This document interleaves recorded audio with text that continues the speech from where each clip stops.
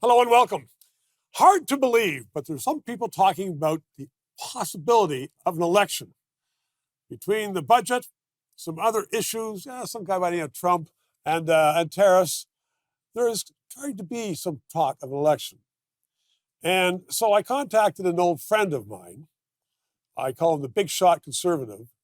And I said, John,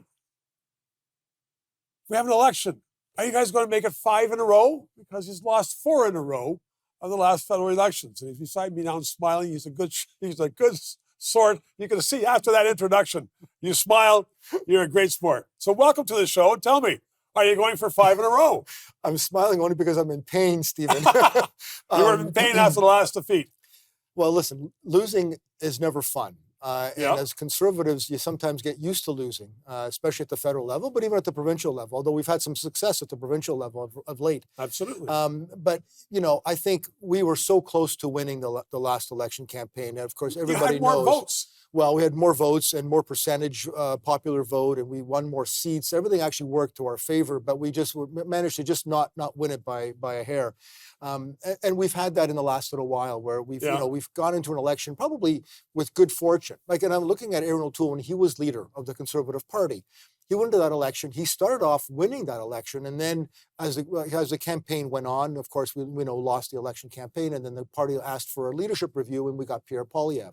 Pierre Poilievre became our leader, and as you know, was able to attack and really sort of show Canadians the failings of the Liberal Party under Justin Trudeau, and was able to be up by 20 points. So a lot of conservatives thought, oh, we're going to get this election, we're going to win this. And a lot of conservatives actually thought they were going to win it before the election started, and then we lost. But, I mean, the common knowledge now is that, well, they had Carney instead of Trudeau, and they slithered through. I know we've talked about this. Many, many conservatives who voted for Carney. Yeah.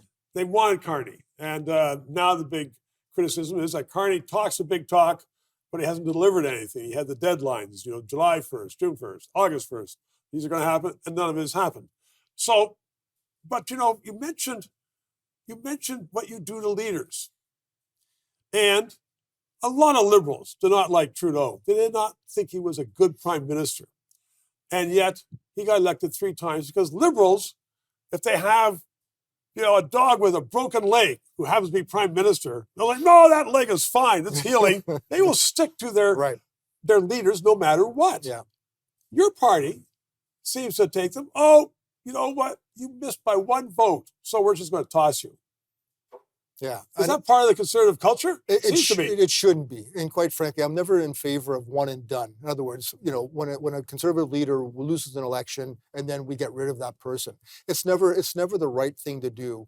Never has been. And I say this unless the leader decides to or makes the election campaign a complete disaster and should leave.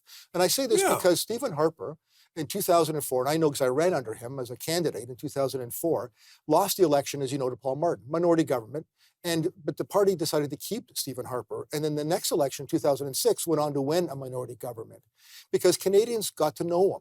And I think that the case with Aaron O'Toole would have been the same, perhaps, that if he would have stayed, he could have won the election campaign. But more importantly, Pierre Poilievre. And there's some people saying, oh, we should get rid of Pierre Poilievre. I don't agree with that. I think Pierre Poilievre should stay as our leader. And I'll tell you why, Stephen. He did, for the things that we just talked about. He ended up getting more votes than any other party since Mulroney days, ended up getting 41% of the popular vote, which is unheard of, got more seats in Ontario, and was able to really do well, notwithstanding the fact that Canadians wanted change, and the change that they wanted was not Justin Trudeau, but was Mark Carney. So I do think that with Pierre going into the next election, whenever it could be as soon as after this budget, as we talked about, and we'll probably talk about a bit more. But I think Canadians will go with somebody that they know and that they are prepared to based on policies. Based on policies as opposed to personalities, because Trudeau won, everybody says, because of his personality. He's got a winning personality. Rotten prime minister, didn't have any business being prime minister. You mentioned Harper. After that defeat, the party kept him. He came up to me. We met in a TV studio, and he said, I hear you're calling me liberal light. And I said, well, it sounds like you are turning into liberal light. And he laughed, and we had a good chuckle over it. He said, when you're defeated, you have to, analyze and make changes. So I have to take a break in just a second, but when I come back, I want to put the question to you. Can Poilievre change? Because change without losing his integrity.